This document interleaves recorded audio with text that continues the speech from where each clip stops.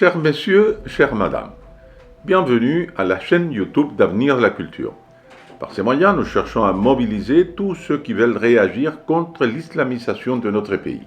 L'association turque radicale milico-russe est en train de gangréner les quartiers et d'enrôler la jeunesse. Ce n'est pas moi qui le dis, mais les Parisiens. Le célèbre quotidien vient de publier une enquête éloquente dont je vais faire l'écho aujourd'hui. D'après le célèbre journal, Milico-Russe projette d'ouvrir prochainement une dizaine d'écoles en France. Née en Turquie dans les années 1970, l'association est en plein essor et cela inquiète le service de l'État. Il faut dire que l'association a été qualifiée de confrérie musulmane fondamentaliste par le Conseil d'État. Son fonctionnement communautaire fait craindre une ingérence étrangère au profit d'Ankara, rapporte Le Parisien. Les ministères de l'Intérieur observent des communications extrêmement fréquentes entre la maison mère et ses antennes françaises. Tout indique que Milico-Russe poursuit une stratégie de conquête que l'association répète dans chaque pays européen où elle s'implante. L'Allemagne hier,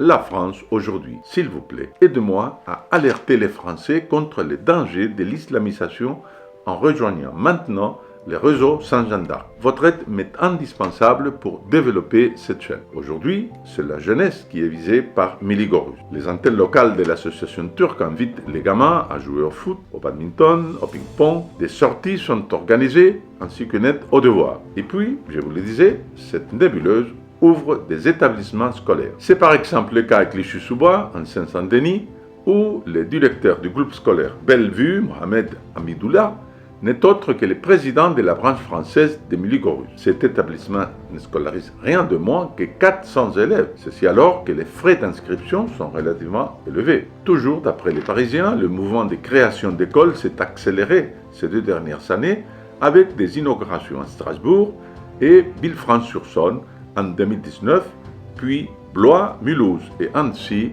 en 2020. D'autres projets sont à l'étude, notamment à Albertville et à Lormont, près de Bordeaux. Il faudrait être bien naïf pour croire que c'est Clovis et Saint-Jean d'Arc qui seront à l'honneur dans ces écoles. Cela fait maintenant de longs mois qu'Avenir de la Culture alerte les Français contre l'expansion des Milico-Russes. Dès 2018, l'association a tiré la sonnette d'alarme contre la construction par des amis de M. Erdogan d'une gigantesque mosquée turque à Strasbourg. Des centaines de milliers de messages d'alerte ont été envoyés dans toute la France et le maire de Strasbourg a reçu des dizaines de milliers de pétitions de la part d'Avenir de la Culture. Cette année, le nouveau maire écologiste de la capitale alsacienne, Mme Jeanne Berseguian, a voulu aller plus loin.